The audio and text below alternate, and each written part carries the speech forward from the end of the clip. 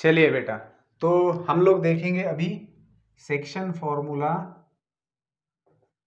For internal division. ठीक है, तो इसके ऊपर एक ये वीडियो इसी के ऊपर बनेगा, तो इसको अच्छे से इसके पहले हमने क्या देखा था कि कोई भी पॉइंट किसी सेगमेंट को इंटरनली कैसे डिवाइड करता है। तो section formula for internal division theorem पूछा जाता है इसके ऊपर। ठीक है, थ्योरम का स्टेटमेंट कैसे रहेगा कि आपके पास कोई भी 3 पॉइंट दिए हुए रहेंगे और उनके पोजीशन वेक्टर रहेंगे। जैसे मान लीजिए कि मेरे पास 3 पॉइंट्स है, मैं डायग्राम इधर निकाल लेता हूं। मेरे पास 3 पॉइंट्स रहेंगे, सेगमेंट ए बी, और तीसरा पॉइंट रहेगा आर। ठीक है, तो थ्योरम के स्टेटमेंट के अंदर मैंने स्टेटमेंट नहीं लिखा है, मैं बता देता हूं कि गिवन के अंदर थ्योरम का स्टेटमेंट आ जाएगा। Given A bar B bar and R bar be P dot V मतलब position vector of points A B and R respectively. ठीक है बेटा, अब ये पोजीशन वेक्टर है, मतलब देखो हम लोग ये अभी जो थ्योरम डिराइव कर रहे हैं वो 2 डायमेंशनल के लिए कर रहे हैं। हमारा वेक्टर 2 डायमेंशनल प्लेन के अंदर भी हो सकता है, जरूरी नहीं कि हर बार स्पेस में ही हो। ठीक है ना, तो ये वेक्टर जो अभी हम लोग देख रहे हैं ये 2 डायमेंशन के अंदर है। तो इसी 2 डायमेंशन के अंदर आप एक्स और वाई एक्सिस निकालेंगे तो कहीं ना कहीं ओरिजिन रहेगा, तो उस ओरिजिन के रिस्पेक्ट में इन पोजिशन वेक्टर की बात हो रही है। क्योंकि आपको पता है किसी पॉइंट का पोजीशन वेक्टर जो होता है वो विद रिस्पेक्ट टू ओरिजिन होता है, जो भी आपका कोऑर्डिनेट सिस्टम होता है, चाहे वो 2 डायमेंशन हो चाहे वो 3 डायमेंशन हो। तो ऐसे मान लीजिए कि कहीं पर आपका ये सिस्टम रहेगा, तो ओ ए ओ आर और ओ बी ये पोजीशन वेक्टर होते हैं। ठीक है, इस बात को बैक ऑफ द माइंड में रखना है आपको। अब यहां पर देखिए ये दिया हुआ रहेगा आपको कि A bar B bar R bar be the position vectors of, be लिखने की जरूरत नहीं, A bar B bar and R position vectors of A B and R respectively. क्यों? क्योंकि ये गिवन है। बी तब लिखा जाता है जब ये एजम्पशन होता है, लेट कहते हैं हम लोग। अब हो क्या रहा है यहाँ पर हमें दिख रहा है कि R divide segments A B internally. ये भी दिया हुआ है कि R divide segments A B internally in the ratio m:n, ये दे रखा है। तो हमें प्रूव क्या करना है, व्हाट इज टू प्रूव, हमें प्रूव करना है कि R bar that is position vector of R is equal to M B bar plus N A bar divided by M plus N. तो ये काम का फॉर्मूला आपका ये है जो आपको एग्जांपल के अंदर यूज करना है। तो ये इंटरनल डिवीजन का फॉर्मूला है। तो क्या बोल रहे हैं वो कि this R points divide segment A B in the ratio M, ठीक है, is to N, M is to N ratio के अंदर ये डिवाइड करता है। तो भैया position vector of R bar, देखिए इससे दो चीजें बनती है। जैसे आप पोजीशन वेक्टर निकालते हो तो पोजीशन वेक्टर के अंदर जो कोएफिशिएंट्स होते हैं आई कैप और जे कैप के, वो आपको क्या देंगे, उस आर पॉइंट का कोऑर्डिनेट भी बता देंगे। ठीक है, तो सबसे पहले तो वो जो पॉइंट है जिसके रिस्पेक्ट में हम लोग पोजीशन वेक्टर ले रहे हैं, उस ओ पॉइंट को हम लोग यहां पर ले लेते हैं। ठीक है, और ये जोड़ देते हैं। तो ओ ए बार, ओ आर बार और O B bar, so these are the position vectors A bar, R bar and B bar, these are the position vectors. ठीक है, अभी बेटा हमें क्या पता है, हमें पता है कि जब आर डिवाइड्स, कोई भी एक पॉइंट किसी सेगमेंट को इंटरनल डिवाइड करता है तो हमें रेशियो क्या पता होता है। नाउ हियर हम लोग प्रूफ स्टार्ट कर देंगे। बेसिकली ये सब प्रूफ के अंदर ही लिखना है। ये 10वीं तक आप लोग लिखते थे गिवन टू प्रूव वगैरह चीजें, तो ये सब अगर आप नहीं लिखते हो तो सीधा सीधा ये प्रूफ के अंदर आएगा, इसको लिखने की जरूरत नहीं है। मैंने स्टेटमेंट नहीं लिखा इसलिए ये चीजें मैंने लिख दी थी यहाँ पर। अब हम लोग क्या लिखेंगे कि given that point R divides segment A B internally in the ratio m is to n। ठीक है, ये गिवन है। देयरफॉर आप क्या लिख सकते हो, A R bar divided by R B bar is equal to m by n, ये लिख सकते हो आप। सही है, दैट इज क्रॉस मल्टीप्लीकेशन करेंगे तो n times A R bar is equal to m times R B bar. तो आपको तो पता है कि प्लेन के अंदर कोई भी वेक्टर दिया हुआ है तो उस वेक्टर को उसके पोजीशन वेक्टर के फॉर्म में लिखा जा सकता है, that is n into R bar को आप लिख सकते हो R bar minus A bar, m into R B bar को लिख सकते हो B bar minus R bar, क्योंकि आर का पोजीशन वेक्टर है बी बार, सॉरी देखो ए आर बार सेगमेंट है, वेक्टर है, तो इसको अगर पोजीशन वेक्टर के फॉर्म में लिखना है तो कैसे लिखेंगे, इस आर पॉइंट का पोजीशन वेक्टर है आर बार माइनस ए पॉइंट का पोजीशन वेक्टर ए बार, ये आप लोगों को पता है अच्छे से। अब इनको मल्टीप्लाई कर देते हैं और देखते हैं क्या मिलता है हमें। ठीक है, तो देखिए यहाँ पर n into R bar minus n into A bar is equal to m into B bar minus m into R bar. So that is R bar और इनको साथ में ले लेते हैं, that is m R bar plus n R bar is equal to M B bar plus N A bar. That is R bar को common ले लिया तो ब्रैकेट के अंदर बचा M plus N is equal to M B bar plus N A bar. ठीक है, so R bar आपको मिल गया M B bar plus N A bar divided by M plus N. ठीक है, तो इस प्रकार से आपने इस चीज को प्रूव कर दिया है। ठीक है, R bar is equal to M B bar plus N A bar divided by M plus N. तो बेटा ये तो हो गया section formula for internal division, तो ये आपका फार्मूला है, इसको बेसिकली आपको ध्यान में रखना है। अब दूसरी चीज, अगर मान लीजिए कि ये जो इंटरनली डिवाइड करने वाला पॉइंट है ये कोई भी पॉइंट ना होते हुए अगर मिड पॉइंट हो इस सेगमेंट का, तो क्या हो जाएगा, ये जो रेशो है m इज टू एन, तो m का वैल्यू आ जाएगा 1 और n का भी वैल्यू आ जाएगा, क्योंकि ये दोनों भी लेंथ सेम रहेगी तो m इज टू एन क्या बन जाएगा 1/1 बन जाएगा, इन दोनों का मैग्नीट्यूड सेम बन जाएगा। ठीक है, और इनका डायरेक्शन भी सेम है।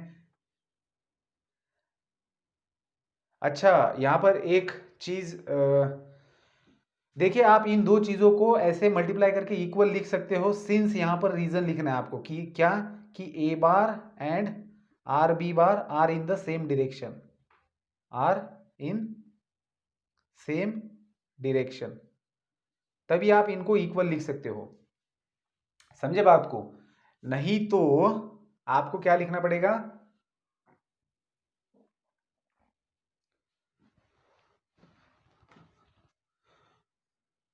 बेसिकली एक छोटी सी स्मॉल मिस्टेक मैंने कर दी है, वैसे उसको मिस्टेक अगर समझने वाला आदमी तो ही समझ सकता है। देखो, हम इसको वेक्टर सीधा नहीं बोलेंगे, है ना, क्योंकि हमने यहाँ पर क्या लिखा है, हमने यहाँ पर सिर्फ स्केलर लिए है m/n, तो इसको हम वेक्टर के बराबर नहीं लिख सकते। वैसे बराबर तो है ही है लेकिन अभी नहीं लिख सकते। तो हम क्या करेंगे, given that point R divide segment A B internally in the ratio m is to n कहा है हमने, तो ए आर बाय आर भी हमने लिया है। ठीक है, तो ये मैग्नीट्यूड है सिर्फ। अब हम लोग लिखेंगे एन इंटू ए आर और एम इंटू आर बी। तो एक स्टेप हम यहाँ पर बढ़ाते हैं, जो यहाँ पर आएगी स्टेप, ठीक है ना, इसके बाद में एक स्टेप आएगी कि n into A R bar, पहले मैग्नीट्यूड था अब हमने बार दे दिया m into R B bar. तो ये हम लोग इक्वल लिख रहे हैं, उसका रीजन ये यहाँ पर मैंने दिया है जो यहाँ पर लिखना है आपको। समझे बात को, पहले आपने n into magnitude is equal to m into magnitude लिखा है, इन दोनों को आप वेक्टर में तभी तब्दील करके इसको इक्वल लिख सकते हो अगर इन दोनों का डायरेक्शन सेम है। तो क्योंकि ए आर और आर बी का डायरेक्शन सेम है इसलिए आप इसको वेक्टर लिख के इस इक्वलिटी को बरकरार रख सकते हो, तो इसका रीजन यहां पर आएगा। समझे बात को, और बाकी का तो फिर सही है। तो अगर मान लीजिए कि ये जो आपका आर पॉइंट है ये कोई भी पॉइंट ना होते हुए अगर मिड पॉइंट होता है तो ये m बाय एन क्या बन जाएगा, ये दोनों लेंथ सेम है तो 1/1 बन जाएगा। इसका मतलब क्या हो जाएगा, इसका मतलब यहां पर देखिए रिजल्ट में देखिए m और n की जगह 1 1 रखी है, तो क्या मिल जाएगा आपको, R bar is equal to A bar plus B bar divided by m plus n. So R bar is equal to A bar plus B bar divided by m plus n, मतलब 1 + 1 that is 2। So this is the mid point formula, इसको कहा जाता है बेटा mid point formula. ठीक है, तो ये है हमारा मिड पॉइंट फॉर्मूला। समझे, अब मिड पॉइंट फॉर्मूला का मतलब क्या, इंटरनल डिवीजन के अंदर वो पॉइंट अगर मिड पॉइंट रहा तो आपको ये लिखने की जरूरत नहीं, सीधा सीधा ये आप लिखेंगे। तो this is the particular case, section formula for internal division की पर्टिकुलर केस है मिड पॉइंट फॉर्मूला। ठीक है, चलिए अब इसी के अंदर एक और चीज हम लोग ऑब्जर्व करते हैं, इसको मैं हटा देता हूं अभी। इसी के अंदर एक और चीज देखते हैं कि अगर यही वेक्टर या फिर यही दो पॉइंट्स जिनको जोड़ा गया है ए और बी को, अगर ये पॉइंट स्पेस में होते हैं तो क्या नतीजा होगा, कैसे पोजीशन वेक्टर आएगा। अगर यही पॉइंट स्पेस में होते हैं, ए और बी अगर स्पेस में होते हैं तो उनका पोजीशन वेक्टर हम लोग लिखेंगे ए बार एंड बी बार। तो इस ए और बी पॉइंट्स के हम लोग से क्या लेते हैं, coordinates x1 y1 and z1 मान लेते हैं, ये उसके कोऑर्डिनेट्स है, ए का कोऑर्डिनेट है ये और बी का कोऑर्डिनेट है x2 y2 एंड z2। ठीक है, और r के कोऑर्डिनेट्स लेते हैं हम लोग x y एंड z। ये r क्या है, हाँ r डिवाइड करने वाला पॉइंट है। ठीक है, तो इसका पोजीशन वेक्टर हमने ए बार से डिनोट किया है, तो वो क्या बन जाएगा x1 i cap plus y1 j cap plus z1 के कैप। फिर बी बार का क्या बन जाएगा, x2 आई कैप प्लस y2 जे कैप प्लस z2 के कैप, सही है। और आर बार का बन जाएगा पोजीशन वेक्टर एक्स आई कैप प्लस वाई जे कैप प्लस जेड के कैप। अब हमें पता है कि जो हम लोग ये जो रिजल्ट देख रहे हैं अभी, ये थ्योरम के अंदर नहीं पूछा जाता, ये हम लोग एग्जांपल सॉल्व करने के लिए देख रहे हैं, ठीक है ना। तो अगर आपका जो पॉइंट है वो स्पेस में रहा तो क्या होगा, तो रिजल्ट तो यही है। तो आर बार क्या है आपके पास, एक्स आई कैप प्लस वाई जे कैप प्लस जेड के कैप है, and this is equal to m times B bar, ठीक है। तो बी बार का मतलब क्या है ये, सो एम टाइम्स x2 आई कैप प्लस y2 जे कैप प्लस z2 के cap plus n times x1 आई कैप प्लस y1 जे कैप प्लस z1 के कैप, ठीक है ना। तो हमने क्या किया बेटा, बी बार की जगह बी बार का वैल्यू रख दिया, ए बार की जगह ए बार लिख दिया वेक्टर्स हमने, और डिवाइडेड बाय है आपके पास m प्लस n, ठीक है। तो अब क्या होगा बेटा, दोनों साइड का इक्वालिटी, दोनों वेक्टर्स इक्वल अगर है तो इक्वालिटी ऑफ वेक्टर के हिसाब से क्या होगा, आई कैप के कोएफिशिएंट इक्वल रहेंगे, जे कैप के। सबसे पहले तो न्यूमरेटर को हम लोग क्या लिखेंगे, देखिए न्यूमरेटर को हम लोग लिख सकते हैं m x two plus N x one, और आई कैप को कॉमन लेंगे, दिख रहा है आपको, ये यहाँ पर आई कैप का कोएफिशिएंट है एन एक्स वन, यहाँ पर एम एक्स टू है, तो दोनों में से आई कैप को कॉमन लिया, plus M Y two plus N Y one into J cap plus M Z two plus N Z one into के कैप, और डिवाइडेड बाय है हमारे पास एम प्लस एन। तो इधर तो लेफ्ट हैंड साइड में तो एक्स आई कैप प्लस वाई जे cap plus Z के कैप है, ठीक है ना। So this is equal to M x two plus N x one divided by M plus N है into I cap plus M Y two plus N Y one divided by M plus N है, denominator को मैं separate कर रहा हूँ और कुछ नहीं, J cap plus M Z two plus N Z one divided by है एम प्लस एन इंटू के कैप। तो इधर लेफ्ट हैंड साइड में आपके पास एक्स आई कैप प्लस वाई जे कैप प्लस जेड के कैप है, तो दोनों के भी आई कैप जे कैप और के कैप के कोएफिशिएंट्स अगर इक्वेट करेंगे तो x is equal to value मिलेगा ये, ठीक है। तो एक्स का वैल्यू आपको मिलेगा m x two plus N x one divided by M plus N.